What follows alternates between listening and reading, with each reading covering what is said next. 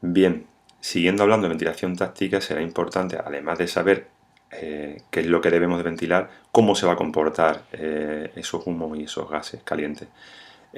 Para ello, en un incendio se producen unos cambios físicos en los gases, tanto del aire de la propia estancia como los gases que se generan en el incendio. Después, estos cambios físicos generan unos movimientos desde las zonas de sobrepresión. Siempre hay que recordar que los gases intentarán moverse desde las zonas donde están sobrepresurizados a las zonas donde hay menos presión. Hablaremos también del plano neutro versus plano de presión neutra, que a pesar de parecerse mucho en lo que son los términos, no son la misma cosa. Y por último, también hablaremos del efecto chimenea, que será muy visible en los edificios de gran altura. Pues bien, ¿qué le ocurre a un gas en un incendio? Bien, para explicar qué es lo que le ocurre a un gas en un incendio vamos a hacer uso de la ley de los gases ideales, siempre sabiendo y teniendo bastante en cuenta que ni por asomo los humos, el aire y los gases de la combustión que hay en una estancia incendiada son gases ideales, no lo son. Pero para nuestro propósito, que no es estrictamente hacer un tratado físico, sí nos va a ayudar a explicar qué es lo que le ocurre a esos gases. Para ello, nosotros siempre tendremos en cuenta que la presión por el volumen es igual al número de moles de gas por la constante de gas y por la temperatura.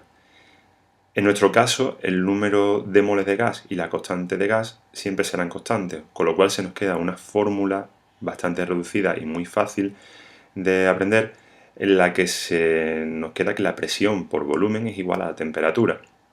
En un incendio, evidentemente, una cosa que tenemos muy clara es que lo que aumenta es la temperatura. Por lo tanto, y viendo la fórmula, sabemos que la presión y el volumen son directamente proporcionales a la temperatura. Si la temperatura sube, subirá la presión, o subirá el volumen, o subirán ambas cosas. Al subir la presión, ya estamos hablando de una de las condiciones que habíamos mencionado anteriormente. Se crearán sobrepresiones. También es interesante estudiar qué es lo que le ocurre a la densidad. Si habíamos dicho anteriormente que tanto presión como volumen son directamente proporcionales a la temperatura, al ascender la temperatura nos ascenderá el volumen. Y teniendo en cuenta que la fórmula de la densidad de un gas es masa dividido por su volumen, lo que estamos haciendo siempre es reducir la densidad de un gas cuando aumentamos la temperatura de ese gas. De modo que al reducir la densidad y siempre teniendo en cuenta que la densidad relativa de aire es 1, si conseguimos que ese gas tenga una densidad por debajo del valor de 1, ese gas ascenderá y se nos acumulará en las partes más altas de la estancia. Eso nos ayudará también a la propagación vertical y a crear sobrepresiones en las partes más altas de la estancia. A continuación vamos a ver un vídeo que es una maqueta de lo que podría ser una vivienda unifamiliar incendiada y donde se pueden apreciar los movimientos naturales de los gases sin aplicar ningún tipo de ventilación por presión positiva o por depresión, simplemente observando los movimientos naturales de los gases. Aquí podéis ver la maqueta de la que estamos hablando.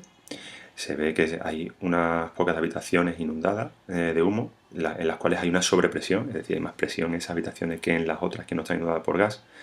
Cuando se abre la puerta principal, se observa que esa sobrepresión lo que hace es que ayuda a empujar los gases hacia el exterior. Esa doble flecha que se ve ahí nos indica que al abrir esa puerta y ayudar a que los gases que estaban sobrepresurizados en el interior de la estancia vayan saliendo hacia el exterior porque hay menos presión, también se nos crea un doble flujo bidireccional, es decir, al mismo tiempo por arriba que salen gases sobrepresurizados, por abajo nos entra aire fresco en la estancia. Eso es lo que se crea en un incendio y se llama flujo bidireccional. Esto mismo sucederá siempre que abramos una ventana en cualquier habitación donde haya una sobrepresión y no apliquemos ningún tipo de ventilación por presión positiva. Como veis, en la habitación trasera ha pasado lo mismo con la ventana y en la habitación lateral volverá a suceder lo mismo. De manera que tenemos tres flujos y los tres son bidireccionales en tres habitaciones distintas.